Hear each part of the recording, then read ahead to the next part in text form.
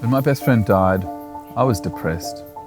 I stayed depressed for 7 years. In my mind, I decided, what's the point of loving anyone? What's the point of feeling at all?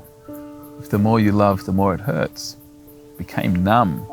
And it wasn't until I started spending time in nature that I finally started to feel alive again. So I spent more time in nature and I started to feel more alive. And in this place of letting myself feel, I finally let myself cry properly for the first time in ages.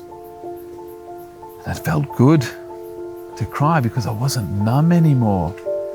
And in this place of feeling fully alive for the first time in ages, I had this idea. I thought, imagine if people's ashes could be inside beautiful trees. And instead of connecting to what we lost, we could connect to the beauty that that person's life created. Wouldn't that be amazing? And with this idea, excited, I ran off to the leading government cemetery trusts and scientists and I said, guys, I want to put ashes into trees. They looked at me like a madman and they said, Warren, human ashes kill trees. They've got the same pH as bleach and oven cleaner, and they contain a cup of salts, which is devastating to ecosystems.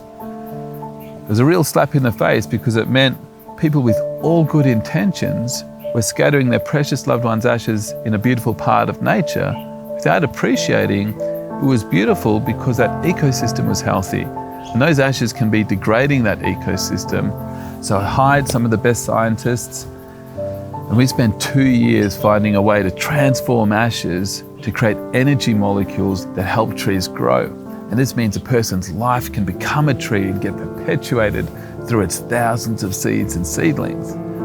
And what this really means is that a person's life can go on to create a beautiful tree that connects the people that they loved to the beauty that their life literally created. Communities all around Australia for the last 5 years have been coming together and creating beautiful legacy forests. And here's a story of one of our patrons. He'd lost his son. He chose a beautiful jacaranda tree. It rains purple flowers on his son's birthday. He told me something that I'll never forget. It wasn't what he said, it was how he said it. It was the fierceness. He said, life is precious. Not just the good bits, but every damn second. Don't waste it.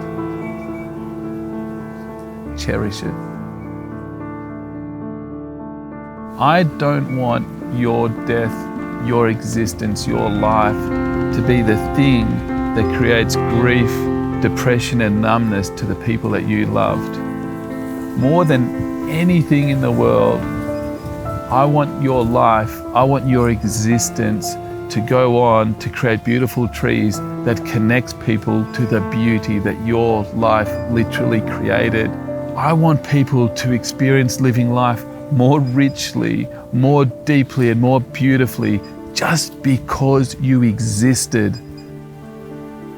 That's why I created Living Legacy Forest, and that's why I want you to be a part of creating it with us. Thank you.